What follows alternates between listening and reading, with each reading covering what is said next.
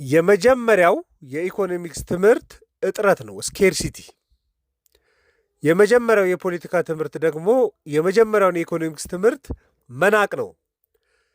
ስለዚህ የተናገረውና ከ45 በላይ በአብዛኛው የኢኮኖሚክስ መጽሐፎችን ስለጻፈው ቶማስ ሶዌል ዛሬ እናወራለን። በጣም ድንቅ ኢኮኖሚስት ነው። በጣም ብዙ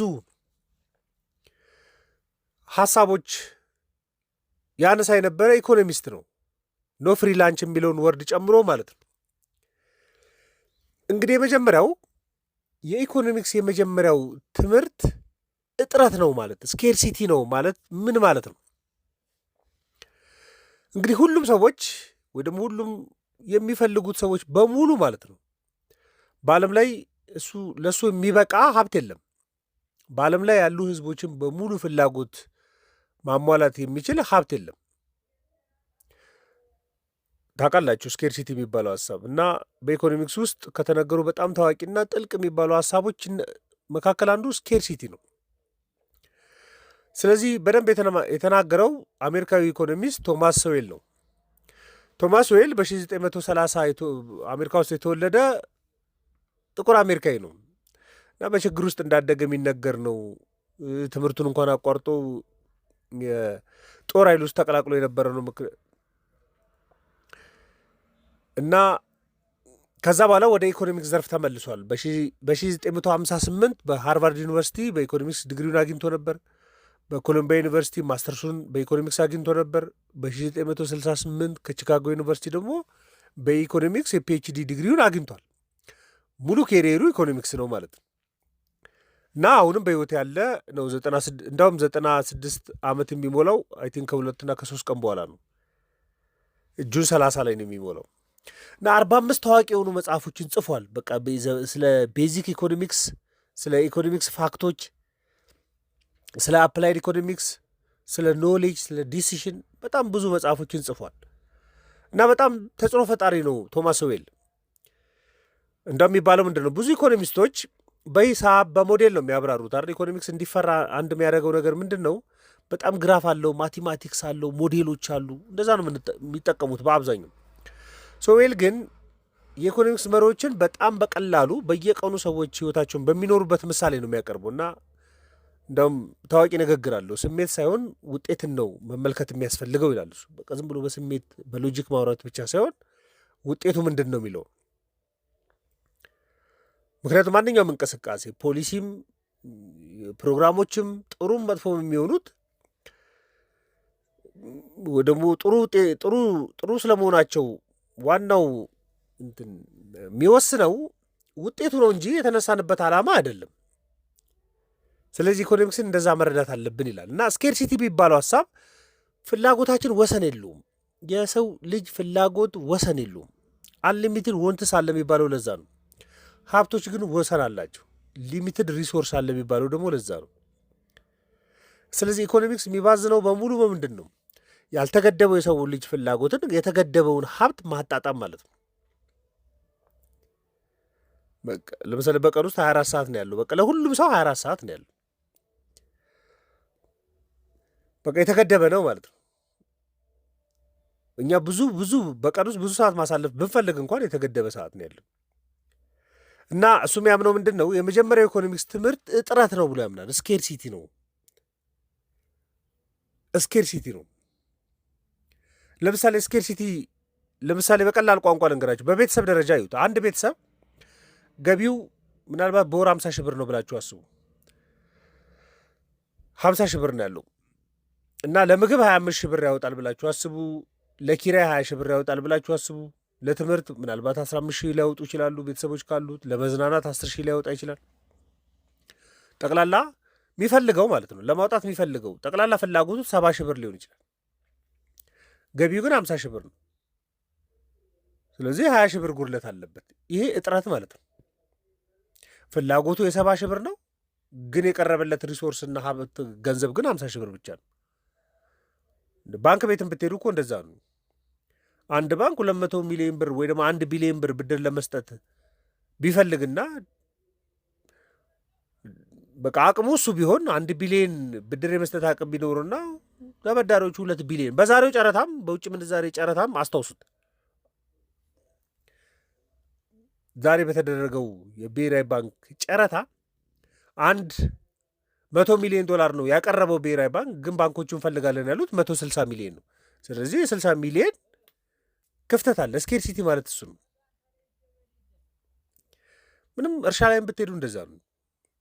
ለምሳሌ መስኖ ቢኖርና መስኖ ማጠጣት የሚችለው 4 ሄክታር በሆነው ነገር ግን አርሶ አደሮች ያላቸው 10 ሄክታር ከሆነ 6 ሄክታር ስኬርሲቲ ነው። በቃ ሊበቃ አይችልም። በጤናም ብትሄዱ በቃ የአልጋ ብዛትና የበሽተኛ ብዛት ቁጥሩ ማች ላይ ያደርግ ይችላል። ስኬርሲቲ አለ። በቃ በትራንስፖርትም አለ። ኢቭን በቴሌኮም አገልግሎት ላይ ብትሄዱ 5G ለሁሉም ሰዎች ላይ ያዳርስ ይችላል። አክሲዮን ገበያ ላይም ብትሄዱ በተመሳሳይ ነው። ሻጮች አሉ፣ ገዢዎች አሉ። የማይጣጣሙባቸው በሙሉ መካከል ላይ ያለው ክፍተት በሙሉ ስኬርሲቲ ነው። እጥረት አለ ማለት ነው። በቃ ለምሳሌ ሁሉም ሰው ቤት የማይኖረው እኮ ለዛ ነው፣ ስኬርሲቲ ስላለ ነው። ሁሉም ሰው መኪና የማይኖረው ስኬርሲቲ ስላለ ነው። ሁሉም ሰው እንደፈለገ የማያደርገው ስኬርሲቲ ስላለ ነው። እጥረት ማለት ይሄ ነው። ኢኮኖሚክስ የመጀመሪያ የተቀሰቀሰው ይሄንን እጥረት እንዴት ላብቃቃ፣ የሰዎች ገደብ አያልቅም። አንድ ሰው ያዛርጋችሁ በህይወት ምንድን ነው ፈልገው ብትሉት በጣም ብዙ ነገር የሚጠራው። ሌላውንም ሰው ያዛርጋችሁ በህይወት የምፈልገው ነገር ምንድን ነው ብሉት በጣም ብዙ ነገር የሚጠሩት። የእነዚህ ሰዎች ፍላጎት በሙሉ ብትሰበስቡትና የሚቻለውን ነገር ማድረግ የሚቻለውን ነገር ብታስቀምጡት ማች አያደርግም። ስኬርሲቲ ማለት እሱ ነው። ይሄ ቶማስ ሶዌል ይህንን በደንብ ሀሳብ አምጧል፣ በደንብ ተንትኗል። ግን አንድ ፌመስ ንግግር አለው እሱ። የመጀመሪያው የኢኮኖሚክስ ትምህርት ስኬርሲቲ መሆኑን እናምናለን፣ ግን የመጀመሪያው የፖለቲካ ትምህርት ደግሞ የመጀመሪያው የኢኮኖሚክስ ትምህርት መናቅ ነው ወይም ስኬርሲቲን ኢግኖር ማድረግ ነው። እነሱ የሚያውቁት ምን ማለት ፈልጎ መስላችሁ? ለምሳሌ አሁን አንድ ሀገር ውስጥ ዓመታዊ ገቢዋ 500 ቢሊዮን ብር ገቢ ያለው ብለን እናስብ። 500 ቢሊዮን በኢኮኖሚክስ ትርጉሙ ሌላ ነው፣ በፖለቲከኞች ትርጉሙ ሌላ ሊሆን ይችላል። አሁን ፖለቲከኞች በቃ ትምህርትን በነፃ ማቅረብ አለብን ለህዝቡ፣ ህዝቡ ለእኛ እምነት ማሳደር አለብን ሊሉ ይችላል። ጤናን ነፃ ማድረግ አለብን፣ ቤትን በገፍ ሰርተን ማቅረብ አለብን፣ ነዳጅ መደጎም አለብን፣ በቃ ኤሌክትሪክ መደጎም አለብን፣ ምግብ መደጎም አለብን ምናምን ሊሉ ይችላሉ። ይሄ በሙሉ ፍላጎታቸው ቢያንስ ስንት ያስወጣል ብላችሁ ቼክ ስታደርጉ 1 ትሪሊየን ብር ሊሆን ይችላል። የሀገሪቷ ጠቅላላ ገቢ እኮ 500 ቢሊዮን ነው። ክፍተት አለ ማለት ነው። ኢኮኖሚስቱ ምን ይላል? አሁን ብድግልና አይ በቃ ኢኮኖሚው ያለው 500 ቢሊዮን ብር ነው፣ ስለዚህ ይህችን 500 ቢሊዮን የቱ መቅደም አለበት የሚል ፕራዮሪቲ መስጠት አለብን ይላል። በቃ ትምህርት ይቅደም፣ ጤና ይቅደም፣ ግን የምግብ ድጎማ ትንሽ ይቀንስ፣ እሱ ይቆይ ምናምን ሊል ይችላል። ፖለቲከኞች ደግሞ አይ ሁሉንም ነው የምናደርገው፣ የህዝብን ትረስት ማግኘት እንፈልጋለን ሊሉ ይችላሉ። ብዙ ጉዳዮች ነው። በተለይ የማህበራዊም የኢኮኖሚ ውሳኔ የሚሰጡት ፖለቲከኞች ናቸው። መጣጣም ለማግኘት በጣም ነው የምትቸገሩ። ፖለቲከኞቹ የሚያስቡትና ኢኮኖሚስቶቹ የሚያስቡት በቃ ይደረግ ነው። እነሱ ገንዘብም ከሆነ ፕሪንት ይደረግ ይውጣ ወጪ ምናምን ነው የሚሉት። ኢኮኖሚስቶች ደግሞ እጥረትን ፍላጎትን ከአቅርቦት ጋር የሚያጣጥም ሁኔታ መመራት አለበት ይላሉ። ይህንን በጣም ስለታዘበ ቶማስ ሶዌል ፖለቲከኞች ከህብረተሰቡ ከኢኮኖሚክስ ኢንተረስት ጋር አብረው አይሄዱም የሚል ሀሳብ ይናገራል። ግን የሚያስተምረው ፖለቲካ መቃወም አይደለም፣ እሱ ኢኮኖሚያዊ እውነትን ነው በተለየ ቃል ለመግለጽ የሚሞክረው። ምክንያቱም በዓለም ላይ ሀብት ውስን ነው፣ ጤናም እኮ ውስን ነው። ሁሉም ነገራችን እጃችንም ሁሉም ነገራችን የሚሰራበትን ሁኔታ ከተመለከታችሁ የሆነ ውስን ሊሚት አሉ። ስለዚህ ማንኛውም መንግስትም ቢሆን ድርጅቶችም ቢሆን ቤተሰቦችም ቢሆን ሁሉን ነገር የፈለጉትን ነገር በአንዴ ላይ ያደርጉ አይችሉም። እንደው የሚባለው ምንድን ነው? ቤተሰብ ውስጥም ጥሩ መሪ ከሆነ የቤተሰቡ ጥሩ መሪ ከሆነ ባለችው ገቢ እያብቃቃ የቤተሰቡን ፍላጎት ለማሟላት የሚሞክረው ነው። ድርጅትም ቢሆን ድርጅቱ ያለችውን ሀብት እያብቃቃ ድርጅቱ እንዳይከሰር አድርጎ የሚመራው ነው። መንግስትም ቢሆን ያቺ ሀገር ያላት ሪሶርስ ከህብረተሰቡ ፍላጎት ጋር አጣጥሞ መምራት የሚችል ነው። ጥሩ ተቋምም ጥሩ ይመራሉ የሚባሉ ሰዎች ውስን የሆነ ሀብት ቅድሚያ ለየትኛው መመደብ አለበት የሚለውን ቅድሚያ ለሚሰጣቸው እየመደቡ ማገልገል ነው። አንዳንዴ ኮምፕሌኖችም አያለሁ። በጣም አስፈላጊ ላልሆኑ ፕሮጀክቶች በጣም ከፍተኛ ወጪ ይወጣል ምናምን። ከዚህ ኮንሴፕት እኮ አብሮ የመነጨ ነው። በጣም ክፍተት አለ፣ እጥረት አለ። ስለዚህ ቅድሚያ የሚባለው ሀሳብ መኖር አለበት። ከቅድሚያው መካከል ደግሞ ቅድሚያ የማይሰጣቸውን ፕሮጀክቶች መስራት ጤነኛ አይደለም ይላሉ።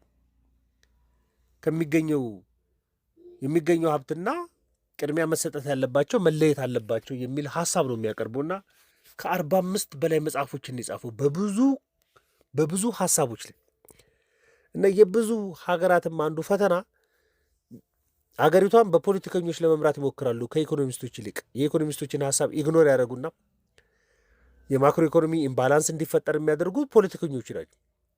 ለኢኮኖሚ የማይመጥን ፖሊሲ ያመጣሉ። ለአንድ ሀገር ነባራዊ ሁኔታ የማይጠቅም አይነት ፖሊሲ ሊያመጡ ይችላሉ። ተግባር ሊያከናውኑ ይችላሉ። ወጪውን በጣም ሊለጥጡ ይችላሉ። የማያገኙትን ገቢ እናገኛለን ብለው ሊነሱ ይችላሉ። በጣም አንገብጋቢ ያልሆነ ፕሮጀክቶች ላይ ወጪ ሊያወጡ ይችላሉ። የህዝብ አመኔታ ለማግኘት የማይሆን አይነት ድጎማዎችን ሊያደርጉ ይችላሉ።